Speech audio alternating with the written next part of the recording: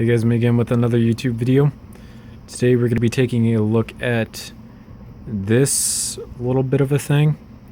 So I've been watching some of Christopher Hotman's videos lately, and his newer CZ75 came up and he had a decocker on it, and it was a really cool kind of mechanism. And I'm slowly but surely trying to piece together how all of these different mechanisms that he does works. And this is like one of the first ones that I wanted to do. So the working theory that I have, ignore the cut on this finger down here by the way, is that it works kind of like this ratchet system, where you can basically, this is going to be kind of hard to do with one hand, you can pull the hammer back like so, and then lock the gear tooth against this piece here. And now that the hammer is back right like so, you can have a rubber band down here that will pull it forward, so that when you push down on the decocker, the hammer comes forward and strikes on right here, which would basically be like a circle piece. I have a circle piece there. I don't know why I didn't use it, but it's a super simple thing. As you can probably find out just by looking at this. I also was trying to shoot stuff out of this, like put a rod inside of here. It's super hard to do with one hand. Kind of do this, and then you can shoot with it if you put the rubber band in there, and it actually it sticks really cool, or sticks really well.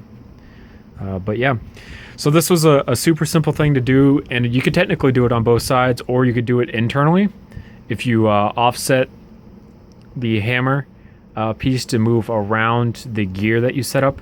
And you can probably do it with multiple gears. I did it with this gear first because it's easier, but I do have all my gears sitting up in there, so I could probably do it with the smallest gear that Lego makes. And if I did it with the smallest gear, then it would fit relatively easily inside of this too wide space inside of here, which would be a lot better, because then you don't have this sitting on the outside, other than the actual switch to decock it. So this is the running theory that I have going right now in terms of how his decocker mechanism works.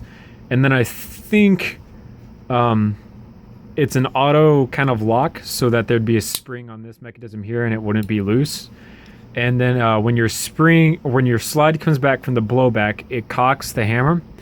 And because this locks into place automatically, your hammer gets locked back, and then once you pull the trigger, I think it drops the decocker a little bit, and that's kind of how the hammer comes forward, hits it at the same time slides coming back to reset the hammer, and because of that it gets reset back to whatever position it's in, and then the whole process repeats until the last bullet is out of the chamber, and then your hammer stops moving.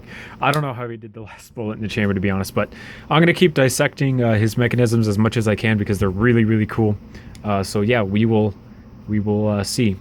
And I'm definitely not the first one to use this type of mechanism. There's so many catapults and whatnot on YouTube that use this exact same style worth of mechanism.